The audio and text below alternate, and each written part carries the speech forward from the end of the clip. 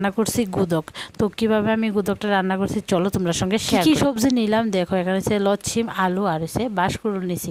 এগুলো দিয়ে আজকে গুদক রান্না করছি। প্রথমেই দেখো সবজিটা ভালো করে ধুইয়া কড়াই গরম করে কড়াইয়ের মধ্যে ডাইলা দিলাম, তারপর দিয়ে দিলাম পরিমাণ মতো লবণ আর জল, তারপরে একটু ঢাকা দিছিলাম। তো ঢাকনাটা উঠাইয়া দেখি অনেকটাই বলো করছে, তারপর দিয়ে দিলাম শুটকি। আজকে বাঁশপাতি শীতল দিয়ে গুদক রান্না। আর অন্য সাইডে দেখো আমি পেঁয়াজ কুচাই নিছি রসুন আর হচ্ছে কাঁচা লঙ্কা। তারপরে দেখো এদিকে আমি সবগুলা বাইটটা নিলাম, শুধু পেঁয়াজটি বাড়ছি না, রসুন আর কাঁচা লঙ্কা বাইটটা নিলাম। তারপরে তরকারি ঢাকনাটা খুললা দিয়ে দিলাম এই যে কাঁচা লঙ্কা বাটাটা। আমি অনেকটাই ঝাল ঝাল করে করুম, তাই অনেকটাই কাঁচা লঙ্কা বাটা দিছি। তারপরে আবারও ঢাকা দিছি, কিন্তু ঢাকনাটা উঠে দেখি সবজিটা সিদ্ধ হয়েছে না, অনেকটাই কিন্তু শক্ত বাস করলি। তার মধ্যে দেখো শুটকির কাঁটাটি আমি ছাড়াই নিতেছি। হে এভরিওয়ান, সবাই কেমন আছো? আমার ছোট্ট একটা মিনি ব্লগে সবাইকে ওয়েলকাম জানাই। তোমরা কিভাবে গুদক রান্না করো জানাই তো কমেন্ট। তারপর দেখো আবার কিন্তু চাপা দিয়ে ঢেকে দিছি। এভাবে ঢাকা ঢাকা দিয়ে রান্না করলে খাইতে বেশ ভালো লাগে আমার কাছে। তোমার কাছে কেমন লাগে জানি না।